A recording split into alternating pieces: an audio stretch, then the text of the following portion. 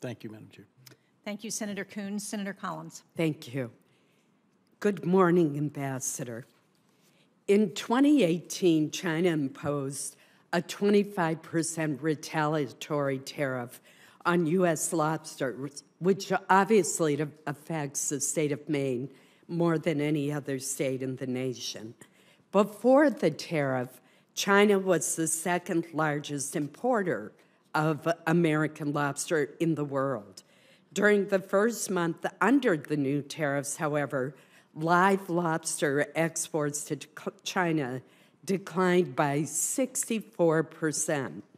Now, the 2020 Phase 1 trade deal required China to purchase more than $500 billion of U.S. exports in 2020 and 2021. I worked very closely with your predecessor to make sure that lobster was specifically included in that agreement. According to reports, however, China purchased only $289 billion worth of exports, nowhere near the $500 billion figure that was committed to. Now, what's frustrating to me is I raised this exact issue with you when you appeared before this subcommittee last April. Then, in February of this year, I sent you a letter asking you to hold China accountable for the purchase commitments it made under the Phase 1 trade agreement. You did not even respond to my February letter. So I'm going to try for the third time to get answers from you. What actions are you taking to hold China accountable to fulfill its U.S. lobster purchase commitments? And more broadly, what specific actions are you taking to respond to China's dismal purchasing record, its overall performance, under the Phase 1 trade agreement? Senator Collins, let me begin by saying I'm very sorry if I have not responded yet to your February letter. I will go home, back to my office, and rectify that immediately and let you know that we will do better, and you have my commitment with respect to correspondence with you, your office, and with the Congress in general. On China's Phase 1 commitments, specifically with respect to lobster, which I know is very, very important to you and your constituents in the state of Maine. Let me, if you will allow me, put that in the larger context of China's purchase commitments in Phase 1, because those are the most public-facing of the commitments that they made in the Phase 1 agreement, and the ones that are most easily checked and visible to everyone who has access to public trade data.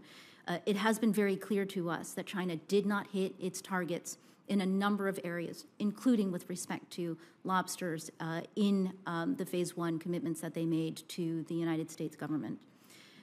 We have spent several months, starting in October, having discussions with China around how they are going to fulfill those commitments now that we see that the numbers do not match up. I thought it was well worth having that conversation with China because I have always perceived and seen in my experience with China that China does care about its international credibility. What we have seen, however, through these conversations is that that has not been enough to motivate China to make good on these purchase commitments in particular. That is what is leading us to conclude that it is time to turn the page on the old playbook. We do need to enforce our rights with respect to China, and we do need to defend the interests of our entire economy, including our lobster people, lobstermen and lobsterwomen, our manufacturers, our workers, our ranchers, our producers. I feel very strongly that we need to take a new and more comprehensive look at enforcing those rights and defending those interests with respect to China, and that is what we are doing right now at USTR. I look forward to getting more specificity from you in writing. Madam Chairman, I know my time has expired, so I would ask unanimous consent that additional questions that I have, one supporting the point that both you and the ranking member made on 301 tariffs exclusions, and the other on softwood lumber agreement, which is very important, be submitted for the record, and I hope I will get answers. Without objection. Thank you. Senator Haggerty.